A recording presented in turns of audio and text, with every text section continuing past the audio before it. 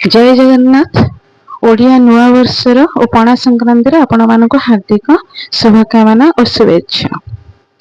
मो चैनल को नुआ कर देखुले निश्चिंत भाव में सब्सक्राइब करेंगे, लाइक करेंगे, शेयर करेंगे, कमेंट देवा जमार भूलें। आमर हिंदू धर्म अनुसार आम ओडिया मानकर नुआ वर्ष महाविषुव संक्रांति को पालन करा जाए। सौर गणना अनुसार आमर प्रत्येक संक्रांति ठारू मासर आरंभ होता है और चंद्र मासर गणना अनुसार पूर्णिमा ठारू होता है।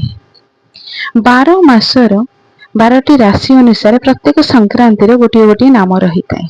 यह महाविषुव संक्रांति आमर मेष संक्रांति कह जाए। बैशाख मासर यह हूँ प्रथम दिन। यह दिन ठारू आमर दिन बड़ हो जाए और राति छोट हो जाए।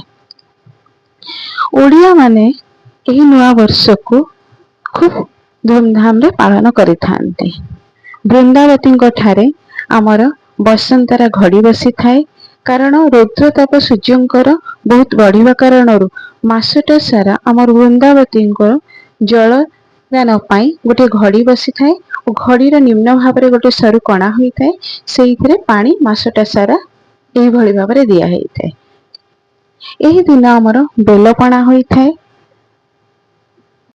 सूर्यंकर यही दिन ठारू उत्तरायण गति होता है। मेष संक्रांति लेकिन वृष संक्रांति पर्यंत पूरा गोटे मास पर्यंत चौरा गछ वृंदावती यही घड़ी बंधा जाए। यह घड़ी मध्यम ही जल दि जाए, कारण आम हिंदू धर्म मान्यता अच्छी वृंदावती गछ तुलसी गछ सुखी जावा भल नुहे, तेणु रौद्रतापरू रक्षा करने आमको यही घड़ी बंधा जाए। आ माध्यम आमको जल दि जाए। आई दिन मध्य छतुआ पणा करा जाए। ओडिया मानकर ये पणा संक्रांति दिन होता है। आ पणा संक्रांति रे आमर दंड नाच झमु यात्रा होता है। दंड नाच प्रायतः संक्रांति बहुत पूर्व आरंभ हो जाए, यही दिन शेष होता है। आ झमु यात्रा खूब आडंबर सहित पालन करा जाए। और मानसिक धारी माने मध्य पाटुआ माने दिन रे दंड नाच करि थांती। रात्रि मध्य दंड नाच हुए शिव पार्वती कथा वस्तु को लेकिन और निआरे मध्य पाटुआ माने एथिरे चली थांती। बहुत सुंदर भाव में पालन करा जाए ओडिया नववर्ष।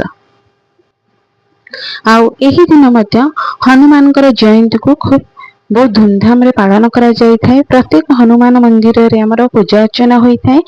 लोक माने हनुमान चालीसा 108 थर पाठ करता। हनुमान जी को बहुत सुंदर भाव में पूजा करा जाए। वीडियोटी केमती लगला निश्चिंत भाव में कमेंट माध्यम रे जणाइबे। भल लगी आपण लाइक शेयर करने को जमा भी भूलिबेनी। आपणकर कमेंट मते नूतन वीडियो आनिबा पई पुणी उत्साह देव। जय जगन्नाथ।